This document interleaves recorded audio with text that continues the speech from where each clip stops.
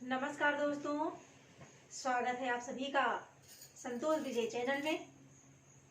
आज मैं आप सभी को एक कहानी सुनाने जा रही हूँ। एक समय की बात है, एक बच्चा था। उसका नाम था शशांक। शशांक बहुत ही प्यारा बच्चा था।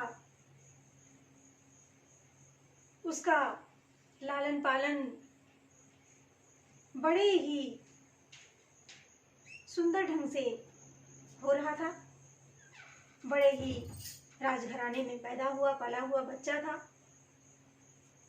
बहुत अच्छे स्कूल में उसका दाखिला भी करवाया, एडमिशन भी कराया। लेकिन क्या होता, जब वो स्कूल में पढ़ने जाने लगा और टीचर जब उसे पढ़ाते तो वो ध्यान से कोई बात सुनता नहीं था। यदि उसे पढ़ने के लिए कहा जाए तो खेलने लगे, और यदि उसे खेलने के लिए कहा जाए तो इधर उधर वो घूमने लगे, और उसका ना तो पढ़ाई में मन लगता और ना ही खेलने में, अपने में ही मस्त रहता।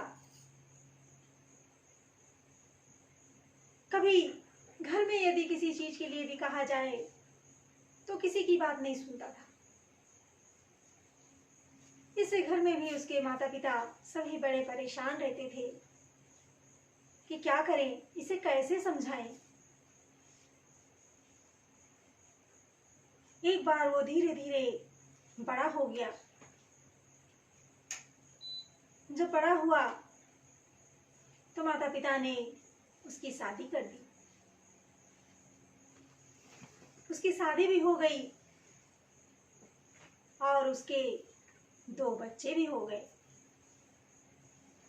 फिर भी वो कोई काम धंधा नहीं करता था, ऐसे ही इधर उधर घुमा करता और अपने जीवन से बहुत परेशान रहता था। उसकी 2 बेटियां थीं। एक का नाम था सृष्टि और दूसरे का नाम था मोनिका। मोनिका और सृष्टि दोनों बहुत ही खूबसूरत थी बेटियां। अब उन्हें पढ़ने लिखने के लिए भी खर्चे चाहिए थे। अब पैसे कहाँ से आए? बेचारे बड़े दुखी रहते, इधर उधर घूमते रहते। उसके बाद एक दिन कहीं जा रहे थे, रास्ते में इन्हें एक जादू की परी मिली। परी ने कहा कि बेटा, आप इतने उदास क्यों दिखाई दे रहे हैं?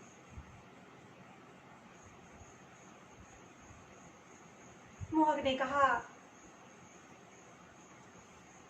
परी माँ, मैं अपने जीवन से बहुत परेशान हूँ।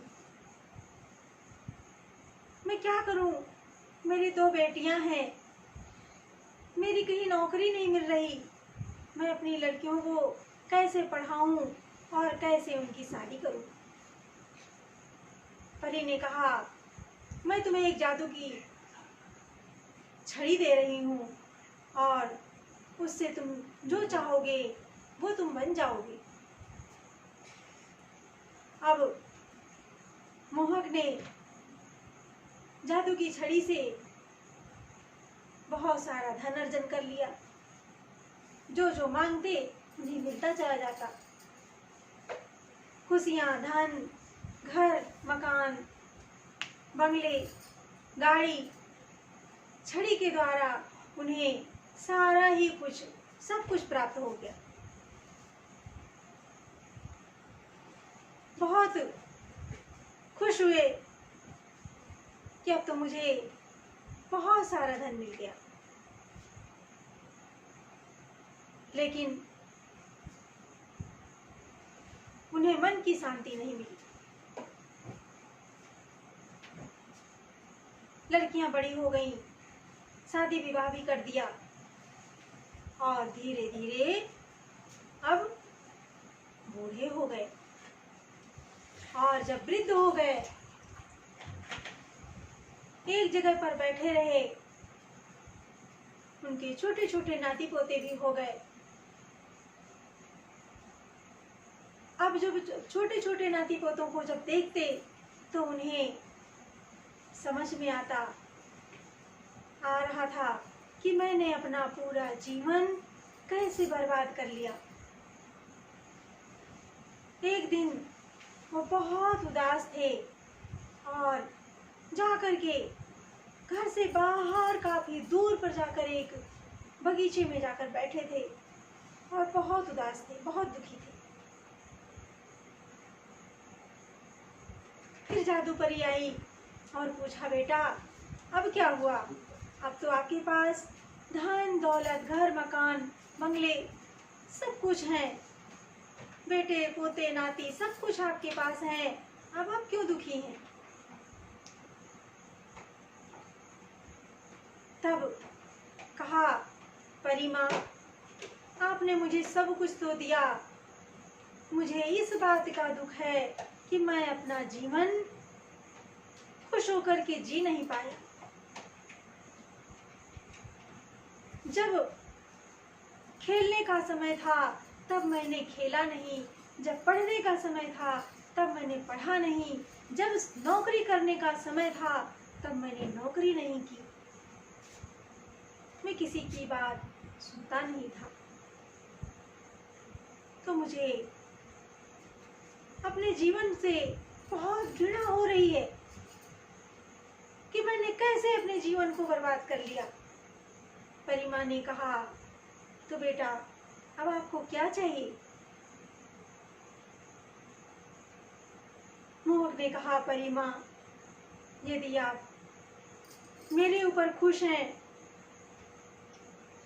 तो मुझे मेरा बचपन लौटा दीजिए। परी माँ ने समझाया, बेटा बीती हुई बात, बीता हुआ समय, बीता हुआ कल कभी वापस नहीं आता।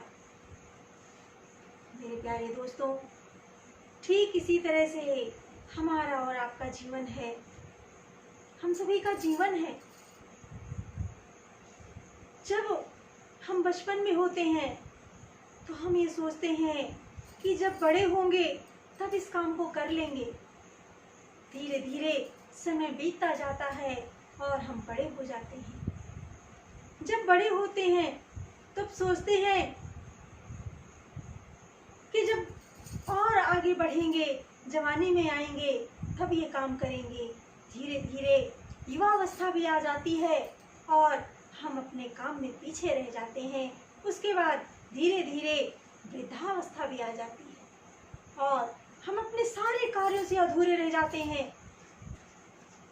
ना तो हम सही से अपना बचपन बिता पाते हैं, ना किशोरावस्था, ना युवावस्था, और देखते देखते कब वृद्धावस्था आ जाती है और कब संसार से विदा होने का समय आ जाता है। हमें समय रहते ही हर कुछ समय पर ही कर लेना चाहिए, चाहे पढ़ाई हो, रोजगार हो, नौकरी हो या फिर धार्मिक कार्य हो, पूजा पाठ हो, दान हो, जो भी हमें करना है वो समय रहते ही कर लेना चाहिए। कहते हैं टिक टिक टिक टिक घड़ी कह रही, समय ना अपना व्यर्थ गवाओ। समय हाँ अपना व्यर्थ नहीं करना चाहिए, समय का सदुपयोग करें। जब जिस उम्र में हो, जब जिस चीज का समय हो, हमें समय रहते ही उस काम को कर लेना चाहिए। कभी कल पर मत छोड़ो और समय को नष्ट मत करो। आप सभी को मेरी ये कहानी कैसी लगी कमेंट बॉक्स में लिखकर आप सभी जरूर बताएं। सभी को मेरा प्रेम भरा नमस्कार।